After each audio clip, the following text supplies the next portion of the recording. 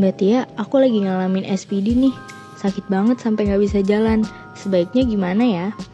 Jadi buat ibu yang ngalamin SPD ini terkadang bisa sampai parah seperti itu ya. Kadang memang jalan pun jadi rasanya sakit banget gitu. Oke, jadi yang aku sarankan sebenarnya ada dua buat yang SPD. Nomor satu adalah perbaiki kebiasaan sehari-hari. Ya contoh cara jalan ya.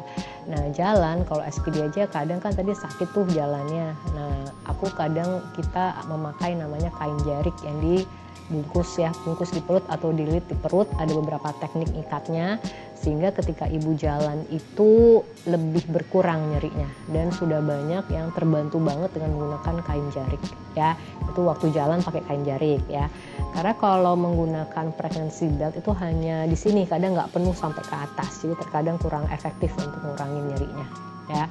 Terus cara duduk ya, duduklah di gimbal, lebih sering di gimbal, karena ketika duduk di gimbal itu meringankan nyeri SPD ya dibanding kamu duduk di sofa atau kursi. Ini nomor 2 adalah duduknya di gimbal ya.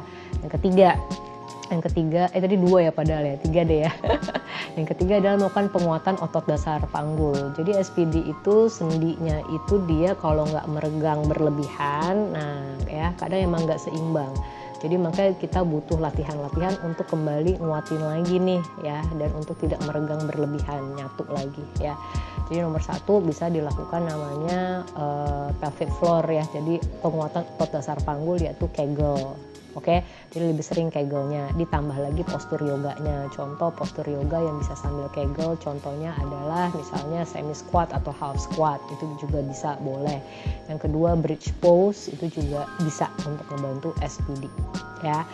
Terus apalagi tadi kayaknya ada yang ketinggalan. Oh ya, yang transisi tadi ya, kan tadi duduk udah, berdiri udah, tidur. Nah kadang banyak ibu tuh keluhannya itu, Mbak ubah posisi tidur kenapa sakit banget ya Mbak ya. Karena ternyata ubah posisi tidur pun perlu ada cara-caranya yang memang mengurangi impact nyerinya ya.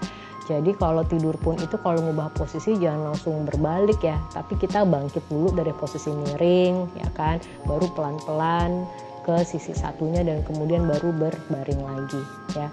Hal-hal seperti ini sebenarnya bisa membantu banget untuk ngurangin SPD. Dan ketika ibu-ibu yang juga rajin yoga ya, mereka juga survei dan feedbacknya adalah bisa ngurangin nyeri ya.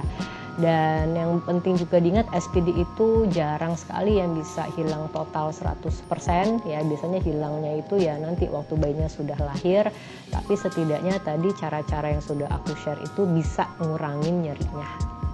Oke ya, sampai ketemu di kelas prenatal yoga.